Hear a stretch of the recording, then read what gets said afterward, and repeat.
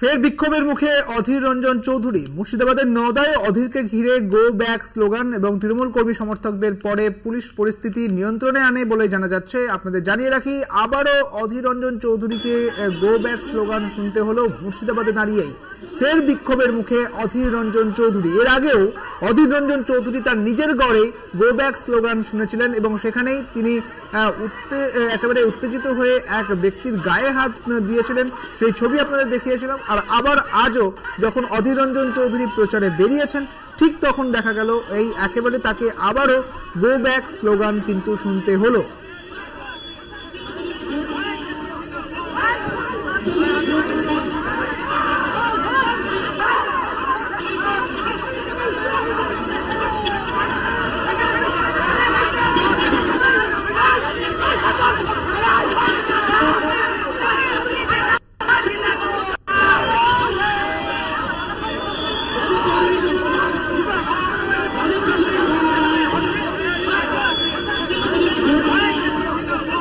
আমাদের সঙ্গে রয়েছেন আমাদের প্রতিনিধি কল্যাণ চন্দ্র, রয়েছেন আমাদের সঙ্গে। কল্যাণ, আবারও গো ব্যাক স্লোগান শুনতে হলো অধীর রঞ্জন চৌধুরীকে, কি হয়েছে বিস্তারিত বলো। সুদীপ্ত, এরকমটাই হচ্ছে। অধীর চৌধুরী যেখানে যাচ্ছেন সেখানেই গো ব্যাক স্লোগান অধীর চৌধুরীকে ঘিরে দেখানো হচ্ছে। তুমি জানো যে বহরমপুরে হয়েছিল কিছুদিন আগে, সাটুই চৌরিগাছার দিকে হয়েছিল, এবং আজকে নওদায় যখন দমদমা এলাকায় অধীর চৌধুরী হুড খোলা জিপে এবং পাশাপাশি তার নিজের গাড়িতে যাচ্ছিলেন ভোট প্রচারে, সেই সময় দমদমা এলাকায় বেশ কিছু যুবক তার গাড়ি ধরে বিক্ষোভ শুরু করে এবং যারা বিক্ষোভ শুরু করেছে তারা তৃণমূল সমর্থিত বলেই জানা গেছে। তবে তাদেরও দাবি যে এলাকায় অধীর চৌধুরী 25 বছর সাংসদ হওয়ার পরেও কিছু উন্নয়ন করেননি, যার ফলেই তার ভোট প্রচারে এখানে এসেছেন তিনি, এখন ভোট পাখি হিসেবে এসেছেন, সে কারণে তারা বিক্ষোভ দেখিয়েছেন।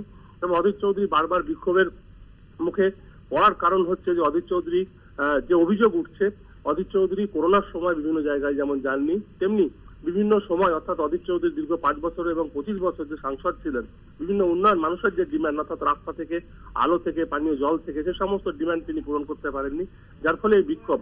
তবে অধীর চৌধুরীর কাছে গো ব্যাক স্লোগান দেয় সেখানকার কর্মী সমর্থকেরা তৃণমূলের, এবং ঘটনাস্থলে পুলিশ ছুটে আসে। পরিস্থিতি সঙ্গে থাকো কল্যাণ, তুমি আমাদের এই মুহূর্তে আমাদের সঙ্গে রয়েছেন কংগ্রেস মুখপাত্র সৌম্য আইচ রায়। সৌম্যবাবু, আপনাকে কলকাতা টিভিতে স্বাগত জানাচ্ছি। আবারও একেবারে মুর্শিদাবাদে অধীর রঞ্জন চৌধুরীকে গো ব্যাক স্লোগান শুনতে হলো, যা নিঃসন্দেহে কংগ্রেসের কাছে একটা তো খারাপ দিন, কি বলবেন? একেবারেই খারাপ দিন নয়।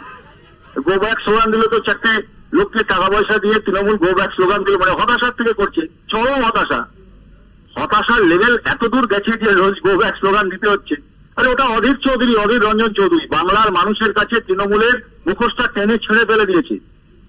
বাংলার মানুষের হৃদয় অধীর চৌধুরী, মুর্শিদাবাদের মানুষের হৃদয় অধীর চৌধুরী, বহরমপুরের মানুষের হৃদয় অধীর চৌধুরী, এটা ওরা জেনে গেছে।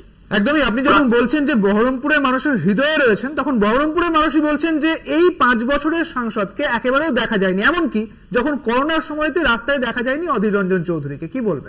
এইসব বিতর্কের কথাবার্তা অনেকে অনেক কিছু বলে, কিন্তু বাস্তবটা আমরা বলে এখন ফোন ইন নিচ্ছেন, কথাটা শুনে নিন ভালো করে। পরে কথাটা হচ্ছে যে অধীর রঞ্জন চৌধুরীর কাছে 3য় পজিশনে যাবে তৃণমূল, তাই ভয় পেয়েছে। আতঙ্কগ্রস্ত তৃণমূল হতাশার থেকে এইসব কাজ করছে। যদি কেউ জেতে, যদি কারো মানবিক জোর বেশি থাকে, তাহলে এইসব কাজ করে নাকি? গণতন্ত্রের পথে মানুষের হৃদয়ে অধীর চৌধুরী আছে, কারণ করোনার সময় হাজার হাজার লোককে নিয়ে এসছে পশ্চিমবাংলায়, যখন তৃণমূল কংগ্রেস বলেছিল ওটা করোনা এক্সপ্রেস, আপনাদের বোধহয় মনে আছে?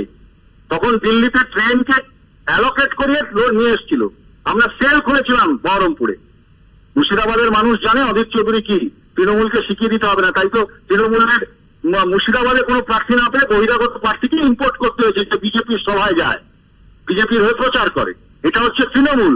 তৃণমূল আর বিজেপি একই মুদ্রার একটা অতীত। ফলে অধীর চৌধুরীকে গো ব্যাক স্লোগান নিয়ে আটকানো যাবেন।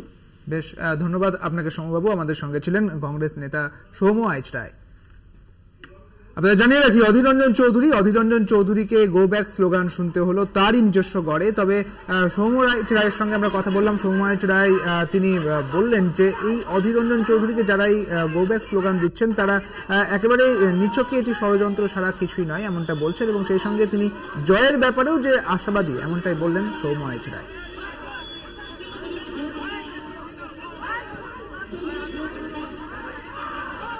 সেই সঙ্গে আমাদের সঙ্গে রয়েছেন আমাদের প্রতিনিধি কল্যাণ চন্দ্র। কল্যাণ, তুমি যেমনটা বলছিলে। দেখো, হ্যাঁ, ঘটনা হচ্ছে অধীর চৌধুরীকে বিক্ষোভ দেখানোর এবং গো ব্যাক স্লোগান দেওয়ার অন্যতম কারণ হিসেবেও যেটা তৃণমূল বলছে বা জানা যাচ্ছে, সেটা হচ্ছে অধীর চৌধুরী, তুমি জানো, বহরমপুরে যে 13 নম্বর ওয়ার্ড কিছুদিন আগে এক তৃণমূল কর্মী বিবান্দে তাকে ধাক্কা দিয়েছিলেন, তাকে হেনস্থা করেছিলেন। ঠিক তার 2-3 দিন পরে মুর্শিদাবাদ মেডিকেল কলেজ হাসপাতালে অধীর চৌধুরী যখন শক্তিপুরের আহতদের দেখতে যাচ্ছিলেন, সেই সময় বিজেপির জেলা সভাপতি শাখারফ সরকারের সঙ্গে তার তর্ক বিতর্ক শুরু হয়ে যায়। সেখানেও তিনি বিজেপির যে সভাপতি রয়েছেন শাখারফ, তাকেও তিনি ধাক্কা দেন। যার ফলে অধীর চৌধুরীর এই যে ধরনের হেনস্থার অভিযোগ উঠছে, তাতে কিন্তু ক্ষোভ পুঞ্জীভূত হচ্ছে বিরোধী দলের এবং তৃণমূল এবং বিজেপি। তুমি জানো, বিজেপি এই যে বেশ করলেন, তুমি আমাদের সঙ্গে থাকো। আমাদের সঙ্গে রয়েছেন তৃণমূল মুখপাত্র অরূপ চক্রবর্তী। অরূপবাবু, কলকাতা টিভিতে আপনাকে স্বাগত জানাচ্ছি। সৌম্য এইচ রায় তিনি এই প্রসঙ্গে বলেছেন, অর্থাৎ অধীর রঞ্জন চৌধুরীকে যখন গো ব্যাক স্লোগান দ্বিতীয়বার শুনতে হচ্ছে, তখন সৌম্য এইচ রায় বলছেন যে তৃণমূল ভয় পেয়েছে, সেই কারণেই এই গো ব্যাক স্লোগান তাদের করতে হচ্ছে মুষ্টিমেয় লোককে সঙ্গে নিয়ে। এবং সেই সঙ্গে তিনি বললেন যে এই এবং বহরমপুরে তৃণমূলের হার হবে। কি বলবেন? আমার বন্ধু সৌম্য, ও ঘটনাচক্রে আমার বাড়ি খুব কাছাকাছি থাকে, সৌম্যকে আমি চিনি ব্যক্তিগতভাবে। আমি সৌম্যের কথা একদম রেস ধরে বলছি, সৌম্য ঠিক বলেছে। বহরমপুরের বুকে ঠাঁই হবে এবং সেটা বুঝতে পেরেছে বলেই অধীর চৌধুরী আজকে এই অবস্থা। বহরমপুর এবার দেখবে যে অধীর চৌধুরী থার্ড হয়েছে, নইলে পরে ভাবতে পারেন আগের দিন মুর্শিদাবাদ মেডিকেল কলেজে অধীর চৌধুরী গিয়ে লোককে ধাক্কা মারছে। মুর্শিদাবাদ মেডিকেল কলেজে বিজেপির বিক্ষোভের মুখে পড়েছে, বিক্ষোভের মুখে পড়ে সেখানে গিয়ে তাকে গালিগালাজ করতে হচ্ছে। যে মুর্শিদাবাদ, যে বহরমপুরের বেতাজ বাদশা অধীর চৌধুরী, তাকে ছাড়া নাকি গাছের পাতা নড়তো না বহরমপুরে। সেই বেতাজ বাদশাকে ভোটে জেতার জন্য যখন সিপিএম এর কাছে হাতুড়ি মার্কা উত্তরীয় করে ভোট চাইতে হয়, তখন বোঝা যায়। আমি কংগ্রেসের সেই কর্মীগুলোর মুখটার কথা মনে করছি, যে কংগ্রেসের কর্মীরা 2008 সালের পঞ্চায়েত নির্বাচনে তাতে দাঁত কেটে সিপিএম এর বিরুদ্ধে লড়াই করেছিল বলে 17 জন কংগ্রেস কর্মীকে আনিসুর রহমান দম করে তার জনতা বাহিনীর হাতে খুন হতে হয়েছিল 2008 পঞ্চায়েত নির্বাচনে। সেই কংগ্রেস পরিবারের কর্মীরা তারা যখন দেখছে অধীর চৌধুরী শুধু নিজে ভোটে জেতার জন্য সিপিএম এর কাছে হাতুড়ি উত্তরীয় করে ভোট চাইতে যাচ্ছে, তখন পায়ের তলার মাটিটা সরে যাচ্ছে। এই বহরমপুরের বেতাজ বাদশা অধীর চৌধুরী যে হাসপাতালে যাচ্ছে বিক্ষোভ খাচ্ছে, যে রাস্তায় যাচ্ছে বিক্ষোভ খাচ্ছে, আজকে অধীর চৌধুরী বুঝতে পেরেছে গোটা মুর্শিদাবাদ থেকে পায়ের তলার মাটি সরে গেছে। সৌম্য ঠিক বলেছে, থার্ড হবে অধীর রঞ্জন চৌধুরী। আর সেটা যত বুঝতে পারছে তত পাগলা হয়ে যাচ্ছে। তবে সেই সঙ্গে অরূপবাবু, সৌম্য এইচ রায় যেটা বলছেন যে তৃণমূলকে বাইরে থেকে লোক এনে তাদের প্রার্থী করতে হয়েছে, সেটা নিয়ে কি বলবেন? না, ঠিকই তো। এই ধরুন কেরলের ওয়েনাড বলে একটা জায়গা আছে, ওখানকার ঘরের ছেলের নাম হচ্ছে রাহুল গান্ধী। রাহুল গান্ধী তো ওয়েনাডেই জন্ম হয়েছিল না। রাহুল গান্ধী তো একদম উত্তরপ্রদেশ, দিল্লি বা ইটালি কোন জায়গা থেকে রাহুল গান্ধী আসেনি। রাহুল গান্ধী সরাসরি জন্ম হয়েছে কেরলের ওয়েনাডে, তাই জন্য উনি ঘরের ছেলে ভূমিপুত্র ওখানে প্রার্থী হয়েছেন। আর সৌম্য এত বড় বড় কথা বলছে, সৌম্য বাড়ি যাদবপুরে, আমার বাড়ি থেকে হিল করে হচ্ছে। সৌম্য 2014 সালে অভিষেক ব্যানার্জির বিরুদ্ধে ডায়মন্ড হারবারে গিয়ে প্রার্থী হয়েছিল, ডায়মন্ড হারবার খুঁজে পায়নি বলে। আর নিজের আয়নার সামনে দাঁড়িয়ে তো কথা বলতে হবে, কাকের ঘরে বসে অন্যের দিকে ঝিলছিল্লা হবে সৌম্য? তুমি নিজে যাদবপুরের ভোটার হয়ে ডায়মন্ড হারবার প্রার্থী হয়েছিল। আর ভারতবর্ষের আইন রয়েছে যে কোনো ভারতবর্ষের মানুষ যে কোনো কেন্দ্র থেকে প্রার্থী হতে পারে।